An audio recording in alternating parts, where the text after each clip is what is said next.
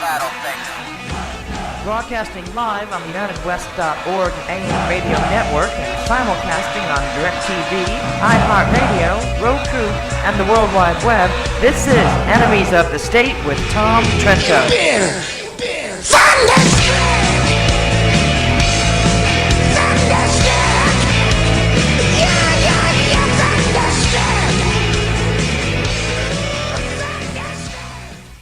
All right, welcome to, I think I'll do today's show Wednesday, the 20th of May. Tom Trento, your host here. I think I'll do it in sort of a NPR, National Public Radio format.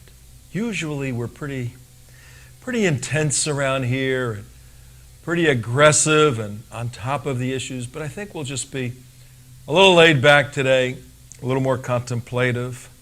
Maybe even take some calls from you folks out there. You see, our director's not with us today, so we can't do all the fancy things we used to do. And we were very busy, and we didn't have a whole lot of time to prepare for this show.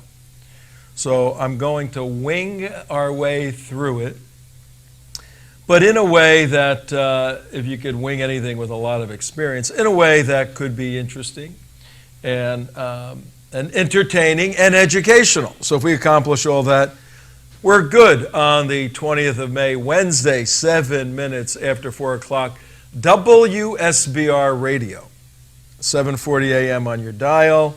And if you want to watch the show, which you should, it's on theunitedwest.org, theunitedwest.org, and you can watch everything we do. So, anybody have any great ideas? What do you want to do a show about today, man? There's always Gano. He's a go-to Gano goo. We can go to Gano. That was the plan. His Skype is still marked as away. We got Michael Gano, who may or may not be on. One good thing about our dear friend Michael, the actor now in Israel, he's always so punctual. Yes, I'll be there.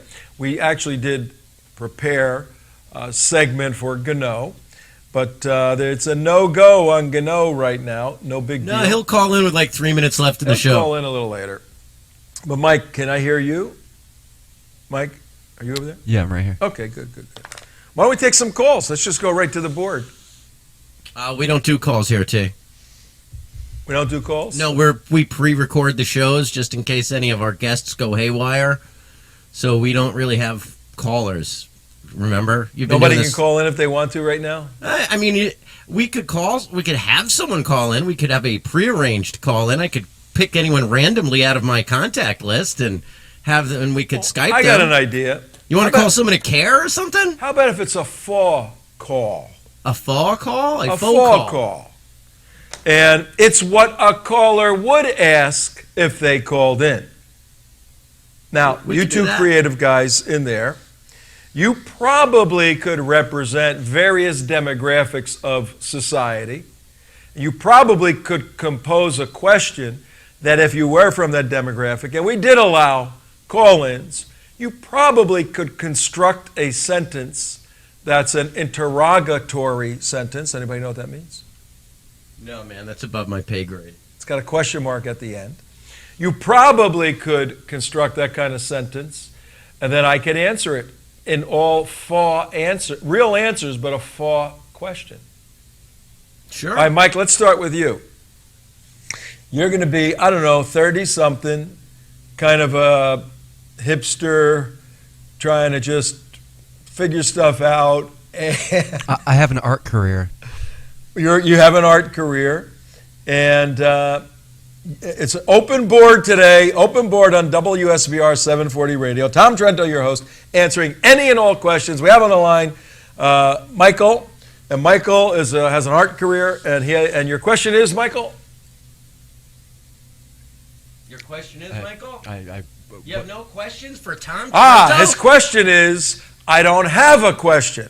Now, when someone doesn't have a question, that reveals to me, Michael, that they haven't been thinking as quickly as they need to. So let's go to the next caller. And Michael, feel free to call in a little later, okay? Let's go to the next caller. We have Bob online, and Bob is a big supporter of President Obama, and he simply disagrees with our view of President Obama, who we believe is the worst president ever on the face of the earth. Bob, yes, you're on the line with Tom. Yeah, hey, Tom, this is Bob, and I ran into your show last week, and I don't much appreciate the way that you talk about the President of the United States here. I think you're a little bit disrespectful. In fact, I think you're very disrespectful, and I think you're terribly hard on the man. He's got a very tough job in a very tough world, and you are just a little bit too hard on him. Okay, Bob, I thank you for that.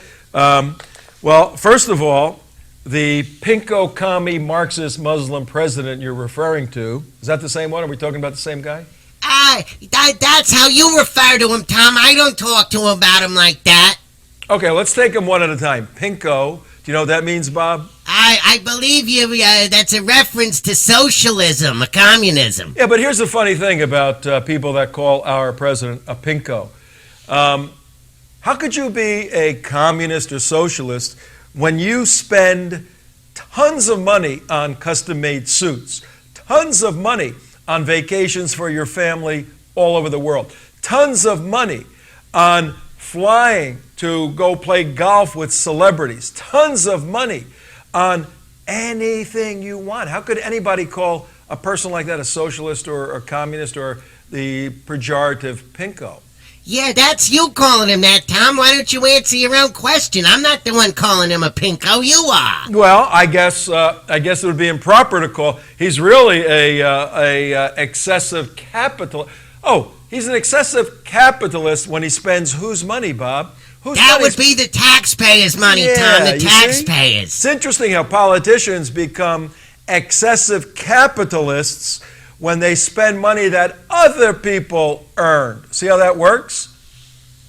But also, Bob, let's talk about President Obama's view toward Israel. How about that? We think he hates Israel, hates Netanyahu, and would love to see the Palestinians take over a complete state where Jerusalem was the capital of Palestine and Israel was relegated back to the Auschwitz line. Tom, I believe the president has said that he loves the Jewish people and that all he wants Israel to do is go back to those 67 borders. But that he'd have their back and there's no daylight between his administration and Israel. He just doesn't like Netanyahu, but he says he likes Jews in Israel. All right, Bob, you're just too dopey to be on the show. Bob, you're out of here. Let's go to the next caller. Michael, you're back on the line. Do you have a question now? Still no question. Still no questions. Okay. Yes. Tom, we have another caller. We have Ahmed on line 3. Oh, that sound. I bring him on. Open call Wednesday, May 20th. Yes, Tom. My name is Ahmed. I go to Islamic Center here in the Boca Raton area, and we are very familiar with the work that you do, and we are not happy with you in the least bit. We see your show yesterday with Bush Faustin on, and we see that you are showing the cartoons, and we are calling you, Tom, to tell you, do not show these cartoons anymore. You have offended our Muslim sensibilities and sensitivities, and we do not like this. Okay. I'll tell you what.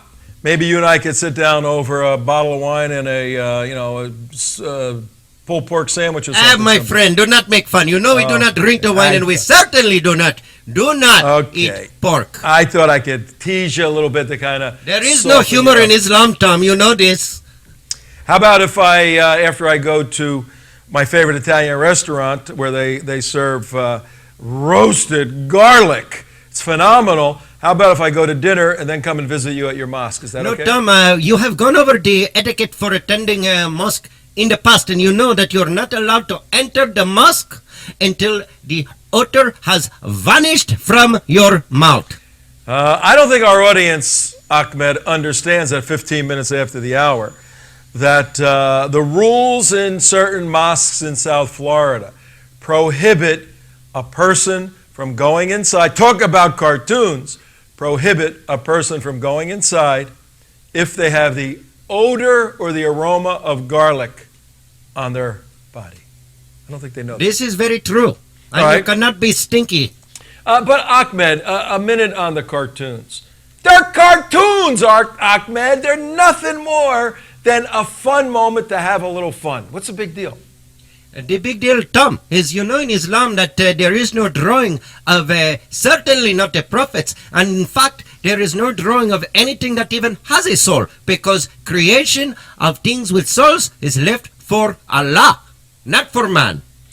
Well, I understand that. We had Anjem Chowdhury on recently that laid that out for us. He invited me, Ahmed, to Islam.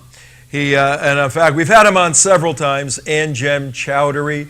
He's the Sharia lecturer from London, England. Anybody wants to watch that, you can go to our YouTube channel, youtube.com/The United West, and just put in Anjem in the search bar. We have hundreds and hundreds of shows, folks, there. You got to use the search bar. Thank you all for watching. The show is growing on the radio, WSBR 740 AM. Every single day it's growing out of Boca Raton. That's where we broadcast. We're also simulcast on 1010 WHFS Tampa Bay. We're on theunitedwest.org. Commercial free, teapartycommunity.com. Oh, There's look who it Anjem. is. Anjem is over my back, but that is me in a different day. We're also, there I am, live. We're also on different Breitbart TV, other websites. We are commercial free. The way our show works, and we'll get back to our board in a moment. I think Michael's on hold once again. The way our show works, very simple. We have to write a check every month and buy 1 hour, and whatever we want to do with that hour, we can. We can play dead air and just have no sound at all, or we could produce our normal television show. We can do that. Or we could produce our talk call-in show like today. But or we could even sell commercials. But we've decided that even though we're capitalists, we don't want to push this commercial thing too far, because you don't know what you're supporting and what you're recommending out there. And really, the big reason is because nobody wants to advertise with us. That's the real reason why we don't do advertisements. But we bring you this hour free, hour commercial free, no commercials. We do ask in return. If you like the work we do here at the United States, defending the Constitution, fighting Obama, fighting Islam, defending Israel, if you like all of that, if you like our aggressive, militaristic, legally activist approach, if you like us preempting and disabling the Muslim Brotherhood's operations in America, if you like us confronting the left, if you like us holding for the Judeo-Christian values, you got to do something about it, folks. Maybe we'll change this show from a call-in show today to a telethon where we raise money. Can we have people call in while we raise money on the phone? Not today, Tom. In fact, I think Michael wants to make a donation. Don't you, Michael? I'll make a donation. I can't hear you, Michael. How much would you like to donate? Maybe a matching donation. How much would you like to donate, Michael? I'll give $25. Michael, if people are matching, can you bring it up a little bit? $50. How about like $5,000? Oh, we got $5,000 donation from Michael, and he will match anybody else's $5,000 donation. So if you can do that, folks, we appreciate that. Lord knows we need the money. Any other Yes, callers? we need the money because as big a Zionist as Trento is, he's no Jew when it comes to raising monies. He's just a goy. You know, some things you can do, some things you can't do. I was never too good at that. But I am pretty good at reading the newspaper. And what I want to do right now is what typical radio shows do. And they take in callers, and we may get a caller somewhere in the next few moments of the show at 20 minutes after on Wednesday the 20th. But I'd like to go over the headlines of some of the key sites that we monitor on a regular basis and give you our analysis, our insight. For instance, this is all over the news for the past week or so. And Damon, you have a motorcycle. You ride a what is it, a Honda 150 or something? No, Tom, it's a Harley Davidson thing. Oh, it's a Harley, so you're really hardcore. I don't know about hardcore, but I've had a Harley for 18 years. Whoa, you wear leathers and all of that stuff? If it's cold out. Woo, step back. Harley in town. Harley in town. You ever ride with motorcycle gangs? I've ridden with some motorcycle clubs, Tom. Oh, okay. Well, maybe you could give us some insight on what the heck is going on in Waco, Texas. First of all, we get attacked in Texas, in Garland, and then a week and a half later, there's this shootout at the Waco Corral. What was that all about?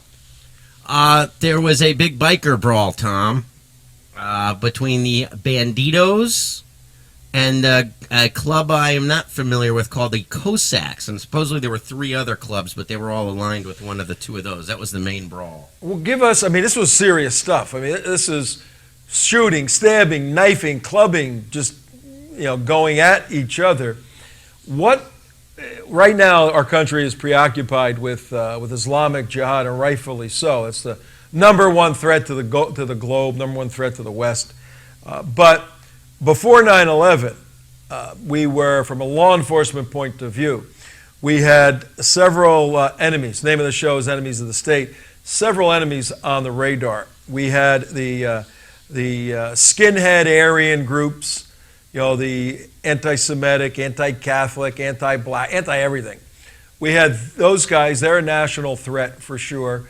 They have diminished somewhat. They always pop up, the David Dukes once in a while, but they've essentially diminished.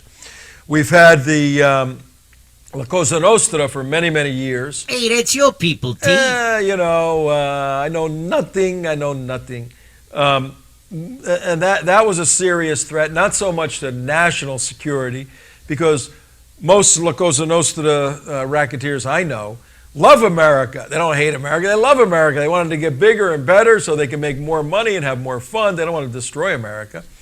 The federal agencies have dealt quite effectively with organized crime. Then we have the gang problem in America, which is huge. The Latino gangs and the various black gangs, and there are white gangs. Huge problem. It pales in sense of Islamic jihad, but when you see these things flare up... Wait a second, Tom.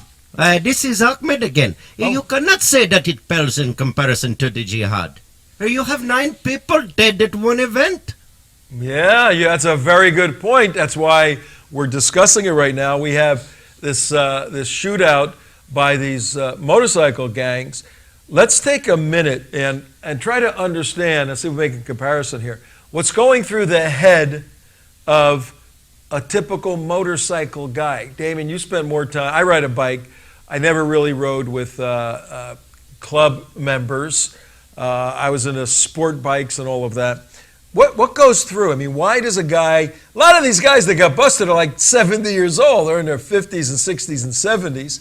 They're all 50 pounds overweight.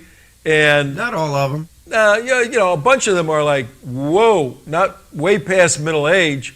What is a 60-year-old guy doing, gang banging on a motorcycle? What's going through his head? How does he think about life? Well, I could tell you, in all likelihood, a lot of this probably had to do with a turf war. Realize the Banditos are a criminal enterprise. That's an organized criminal enterprise. They smuggle cocaine, marijuana, and they produce and sell methamphetamine. So, and Texas as a state is controlled by the Banditos. Like Florida is a, quote, outlaw state. California is a Hell's Angels state. When those outlaw clubs own the state, you basically have to get approval to operate within that state. Oh, really? By the head club. So, all right. So that's the rules of the road for motorcycle gangs, motorcycle clubs. But that 60-year-old guy who's gang banging at the Twin Peaks restaurant in Waco, Texas, and decides to pull out his .38, start shooting somebody. Is that the same kid who, in grade school, 7th and 8th grade, him and his hard buddies formed a little gang and beat up beat up people, and he has just stayed the same, maybe went into a life of crime? Or are these clubs comprised of, when the veterans come back and become Patriot Guard riders? Is that a different breed of motorcycle person? Listen, there's good and bad in everything. I mean, these guys were obviously not very good guys. I mean, this is a criminal enterprise. They're called one percenter clubs. The outlaw clubs are called one percenter, meaning, well, there's two definitions to that, two explanations. One is they're 99% no good. Okay, so they're that's the 1%. The other is they really only represent 1% of the biking community. I mean, your average motorcycle person, this isn't them. Your average motorcycle rider, like me or you, is not a member of a criminal enterprise. We ride motorcycles, and so no, this is not representative. There are millions and millions of motorcyclists around the country. You have to go years in between events like this, really. Yeah, this is the worst I've heard in a long time, and I think it's an anomaly. Good word for today, anomaly. I think it's an out-of-the-ordinary anomaly event. We do not see protracted attacks and battles in motorcycle gangs of this magnitude anyway. But I got to tell you something, motorcycle guys. You're picking a wrong state to deal with law enforcement there. Not only do we have firsthand knowledge of how well the police officers in Texas, in particular Garland, Texas, shoot, killing 2 jihadis trying to attack the event we were in, but didn't you ever hear the Texas Rangers? Didn't you ever watch Cowboys and Indians show growing up? Don't you know who the Texas Rangers are? I mean, you got to think that these guys, there were, from what I understand, 18 Waco cops on hand, plus there were state troopers on hand prior to them going crazy with all their weapons and everything. Well, in a former life, before I was the nice, kind, gentle person I am, I hung around with some people that used to like to cause trouble. And I have been in many situations where there are groups of people, 8, 10, 12, 15, 20, 30, 40 people, and a little discussion breaks out between 2 people, maybe in the center or over here, and it becomes a powder keg that just needs a tiny little spark for the whole thing to explode. And I don't know how many times I have been near a situation where, boom, first punch is thrown, and then it's a melee. It's a mess. That's probably what happened in Waco.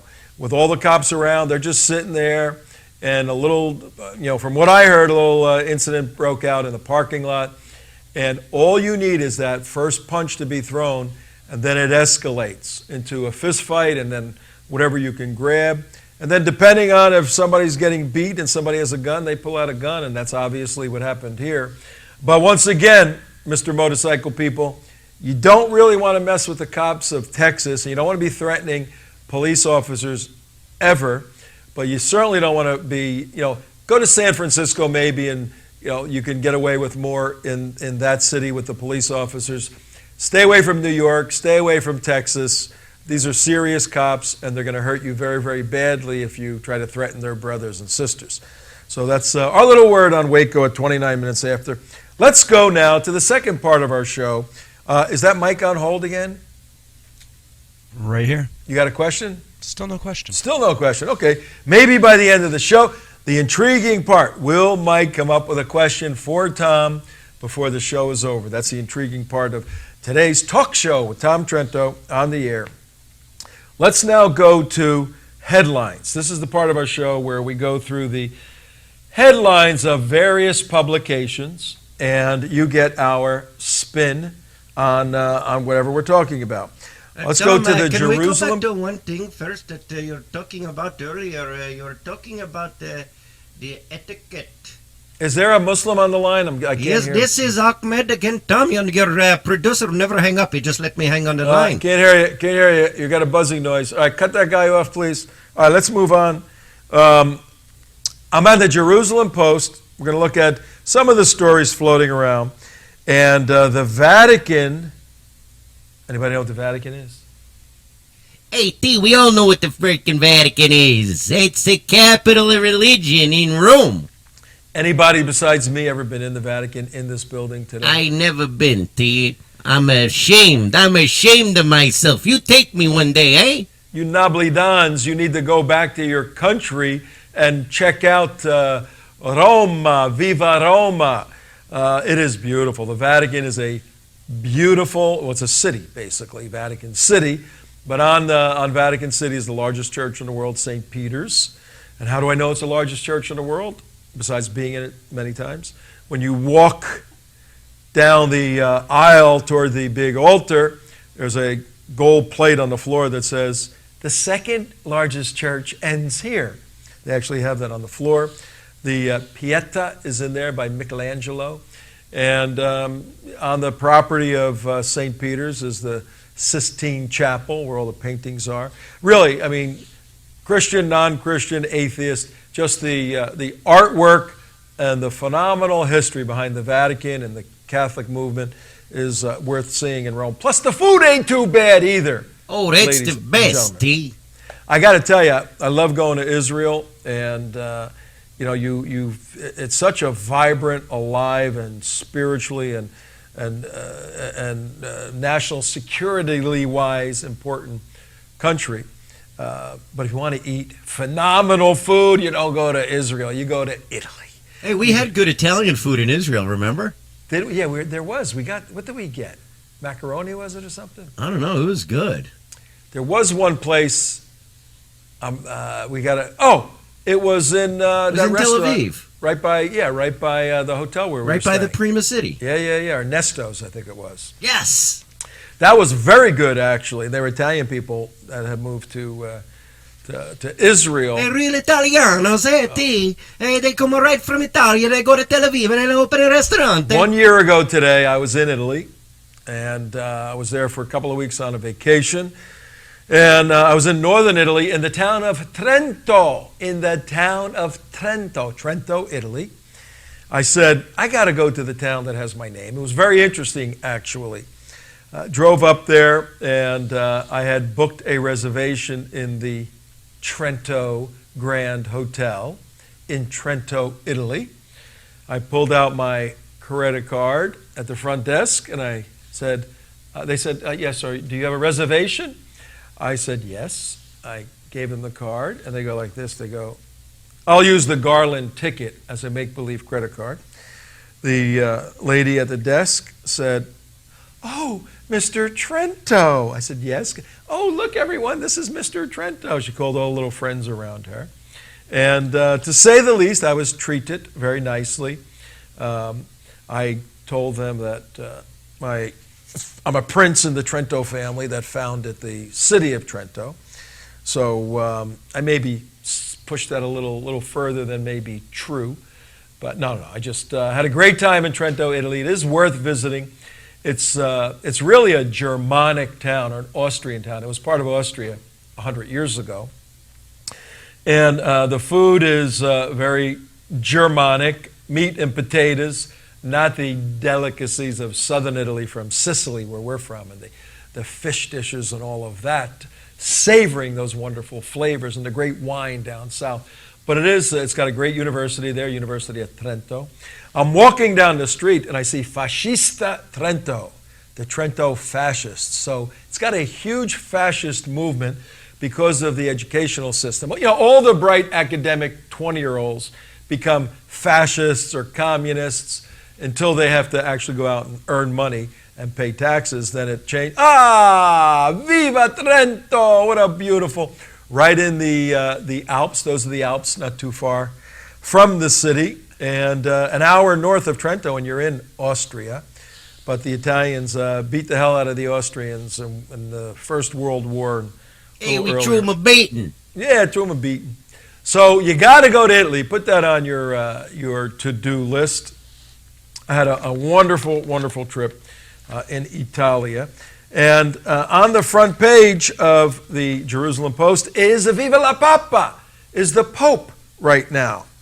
And he said something the other day that got a few people looking a little crazy. He said, he called Mahmoud Abbas, now what happened to my picture that was here? He called Mahmoud Abbas, that's Mahmoud Abbas on the left right there. You know what just happened on my site? Live Tell television. me about it, T. The Did you picture get Jay changed. posted? I'll use that picture there. But the picture, oh, here it is. Oh, they cycled out. The Jerusalem Post pushed the main picture off the page. And a couple of days ago, the Vatican declared Palestine to be a state. What the heck is that all about? Oh, it's crazy, T. I don't even know what to say about this. Yeah, that is extremely confusing at 4:36 after the hour. State of what? State of insanity? State of confusion? How could Palestine be its own state? It's got two factions that hate each other, trying to kill each other. What kind of state is this? The state of confusion. You got the Fatah headed up by Mahmoud Abbas. He's supposed to be heading up Hamas over in Gaza. But what would happen, Damon, you were just there, if Mahmoud Abbas, known better in Israel by his terrorist name, Abu Mazen, all the leaders of the Palestinian movement were all former terrorists. And they have their affectionate terrorist name, Abu, father of Mazen the firstborn. Abu Mazen, who became Mahmoud Abbas, if he went and took a little ride and said, I want to go to Gaza City today and have my people cheer my grand entrance, what do you think would happen? He would be killed promptly, Tom. He'd be killed by his own people that he rules over, that have become a state according to the Vatican? No. He would be killed by the residents of the Gaza Strip, the people that he does not rule over, because he rules over the people in Judea, Samaria, commonly referred to as the West Bank. Yeah, but the United Nations, God bless their evil hearts, the United Nations and even now the Vatican doesn't see this bifurcation or separation between Judea, Samaria. Judea is Jerusalem area. Samaria, north of that, improperly referred to as the West Bank, biblically, historically. Geographically, it's the West Bank, the west side of the Jordan River. That's why they call it that.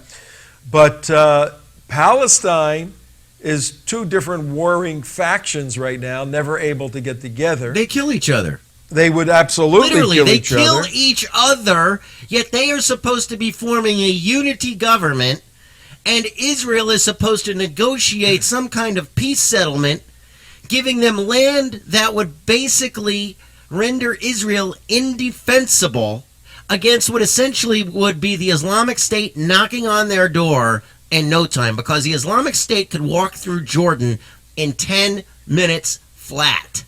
If you think what they're doing in Iraq is bad, they would go through Jordan even faster than they're going through Iraq. And guess what is on Israel's, just on the other side of that little Jordan River? Is Jordan.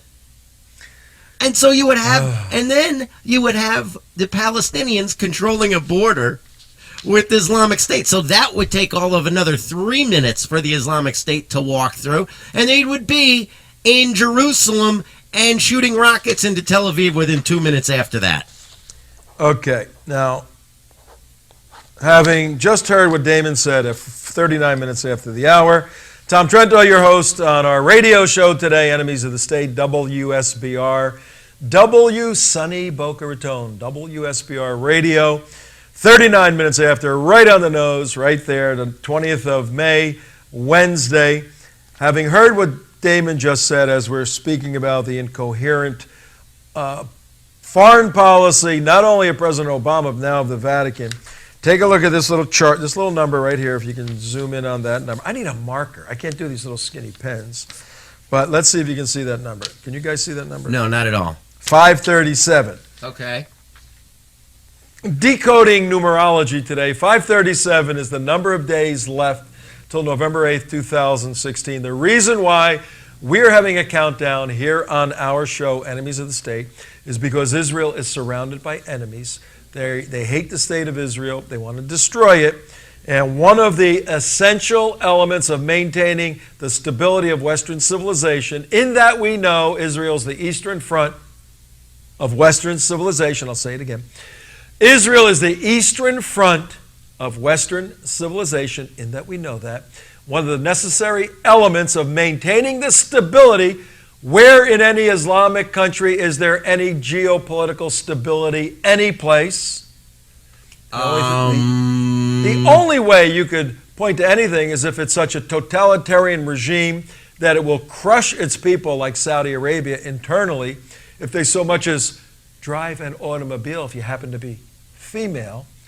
The only stability in this world are in Western countries that have a Judeo-Christian philosophy at its basis. That's why 537 is so important.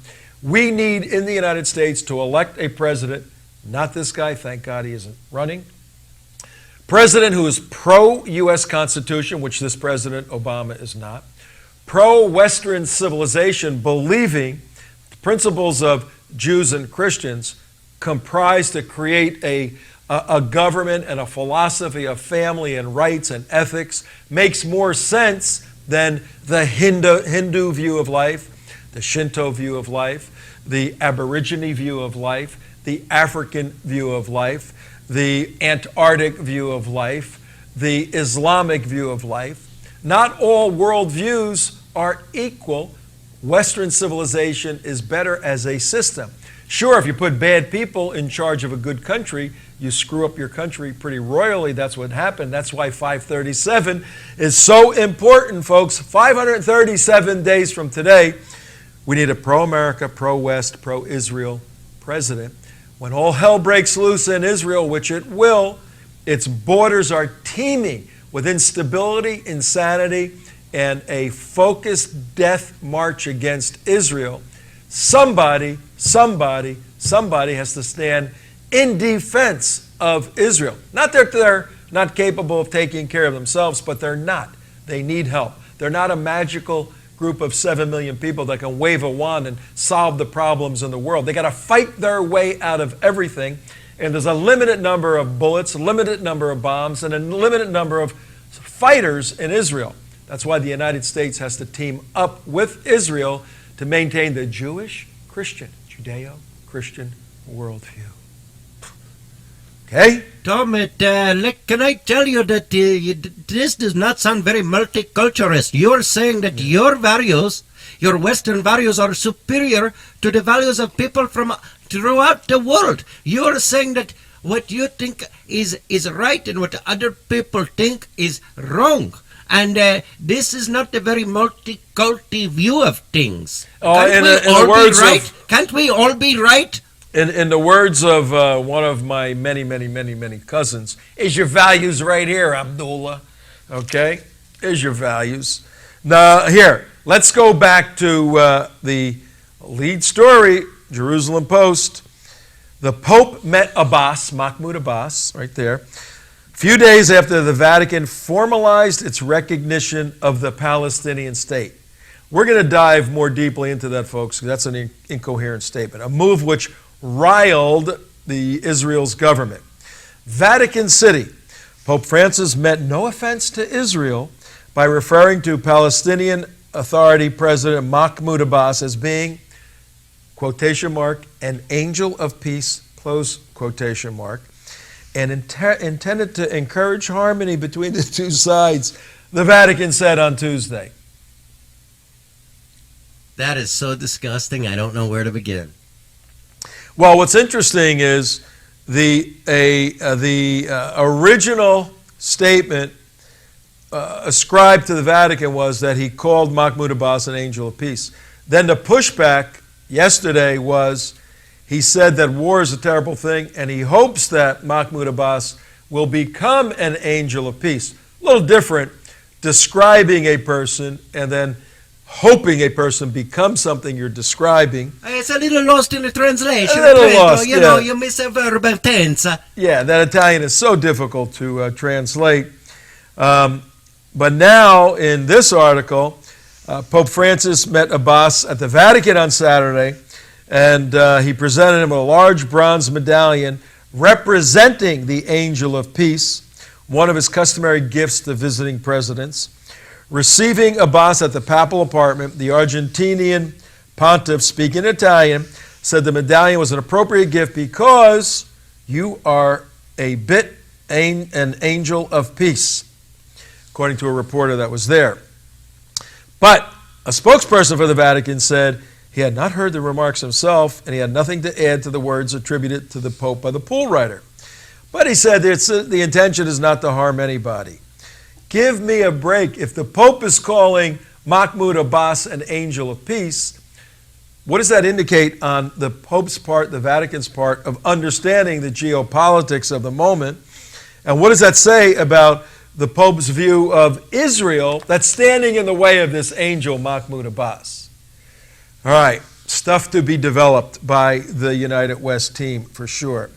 Let's go now to, let's see. There it is, Vatican. There, Al Jazeera was real happy to put this one out. Look up, Tom. I got that. Al Jazeera's Vatican recognizes state of Palestine. How happy do you think the editors were? Read the opening paragraph. Let's see if they... You want me to read that? Yeah, the opening paragraph. Okay, I can do that, I think. You got it? Yeah, I got it. We're at 47 minutes after the hour on WSBR. Tom Trento. We're doing a typical radio show. Oh, we got Michael on the board calling in once again. Michael, you're on the line. Can I help you? What's your question? He's joking.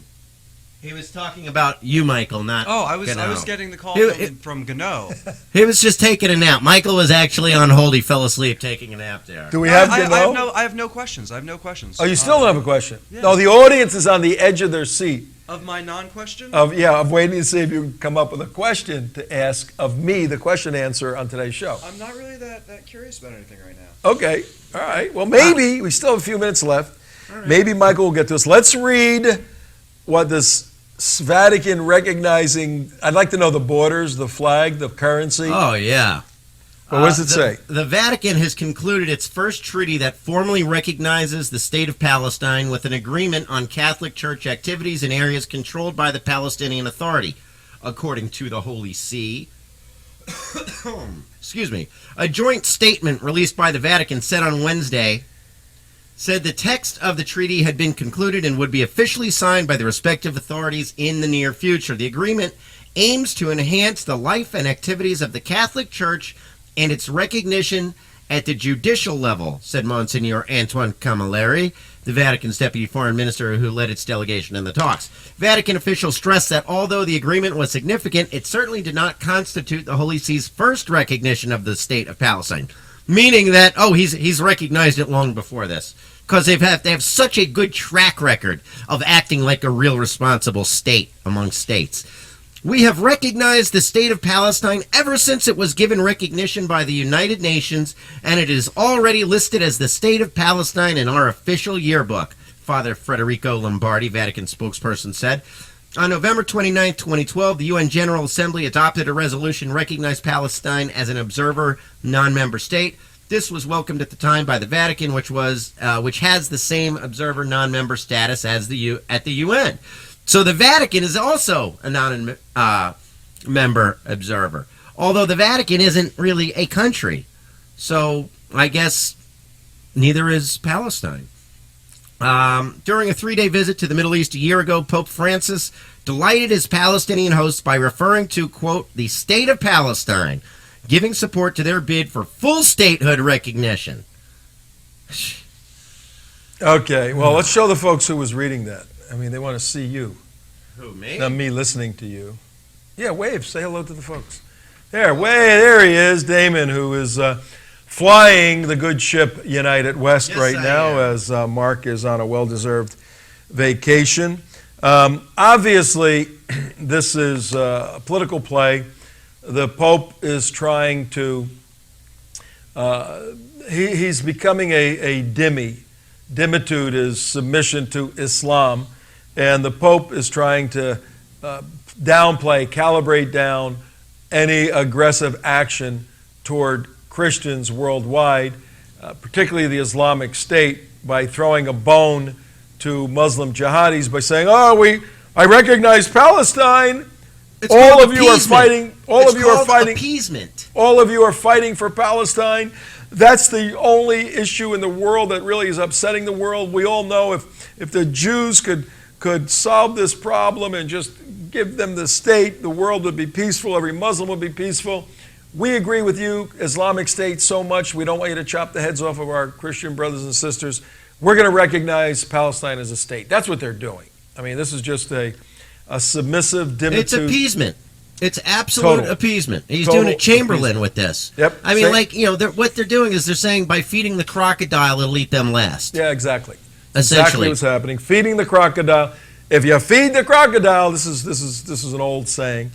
If you feed the crocodile, you're hoping he'll eat you last. You're actually hoping he won't eat you, but the crocodile's saying, you just as soon as you run out of food, dude, I'm eating you. That's what's happening. And you know what? It's not even, they're not, ISIS or Islamic State's not even making the pretense that they will eat the Christians or the Catholics last. They're coming out and saying that they are definitely on the menu. Yep. They are on the menu. Of course, the Shiites are right up there. Even Sunni Muslims that aren't quite Muslim enough, don't emulate Muhammad enough, are also on the menu. In fact, everyone is on the menu unless you have fully submitted to the doctrines of Islam. Yep. And if you try to emulate Muhammad, then you're okay. Other than that, you are on the IS menu. That's the situation in the Vatican right now. It's complete appeasement, ladies and gentlemen. We're going to bring you more of that because it makes it difficult for Israel trying to figure out, all right, how do we position this foolish move by the Vatican? What are the implications of it globally? This is why the United States has to cut through all of this and be led by people like us, patriots on the ground, good pro-Israel, pro-American, pro-Constitution individuals standing with our number one national security partner. But if this woman, who is on the front page of Al Jazeera, no less, if this woman gets her dream of being in the White House one day, being back in the White House another day, at 75 years old or however old she is, you would think that she's lived in the White House for 8 years. She knows every nook and cranny, every little hiding place you could possibly hide, every little place to bury everybody. She knows the whole thing. Then she said, let me go do my dirty deal in New York. I'll be a carpetbagging, Yankee-loving, Okie from Finoki. Goes there, wows everybody, does, I think it was 8 years as 6 years as a U.S. Senator from, she was the Secretary of Student Council in high school probably. Now she was a U.S. Senator out of New York. Then she gets selected. Then she runs for president, gets smacked around by our first black-white president. And then he, if this were royalty, the Obama family married the Clinton family to bring two warring families closer together so both can benefit. He picks Hillary as the Secretary of State. She goes and makes havoc out of the world by her nonsensical reset dial with Russia and her insane, incoherent, pro-Islamic policies at the UN with the OIC and the effort to criminalize blasphemous speech on Benghazi on September 11, 2012. She concocts a totally fabricated story about a video causing an attack, puts the guy in jail. This is criminal behavior. She still wants to get back in the White House. She made $25 million last year. Why? You've wreaked all this havoc. You have unlimited wealth now. You can do anything you want in the world. Why do you want to go be a public servant? What's going on in her head? see how well it pays? You see what's going on with the Clinton Foundation. She made like $25 million last year. Every time, listen, you know what's going on. They're selling influence to the Muslim worlds, to the Russians. You saw what happened with uranium. Basically, they have turned the United States and its policies into a piggy bank, a private piggy bank. These people should be in jail. Really? In prison. Hillary Rodham Clinton and Bill Clinton should both be in prison today. Yeah, and you know what? For what they have done. They have sacrificed the security of American citizens for their own bank accounts. Well, listen to this. It may not be long before prison becomes a consideration. A federal judge Tuesday, 2 days ago, what's today? Wednesday. Yesterday. Federal judge yesterday rejected the State Department's proposal to release portions of 55,000 pages of email. Not emails.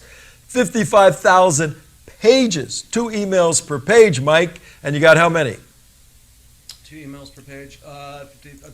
Okay. 110,000. 110,000 from former Secretary, that's just 2 per page. Former Secretary of State Hillary Clinton by next January, saying the agency, State Department, must conduct a rolling production of the emails. What does rolling production mean? Rolling production. I guess As you continue get to them? roll some out. Give me some more, give me some Yeah, more. you roll them out. You print out 50, send them to the federal court. Another 50, send them. U.S. District Court Judge Rudolph Contreras gave the State Department a week. This is all Hillary stuff, and she wants to be president, to craft a schedule for the rolling release of the records. Clinton herself responded to this development. You think she's happy about this? She only wanted to release 10, 20,000 of the innocuous. They said, all 55, baby, all 55,000. What do you think she said? Can we do that after the election, maybe? Close. She said, I want those emails out. She said, I'm the one who wants those out. And you know, how do the stupid Democrats continue to vote for such a devious, lying diva?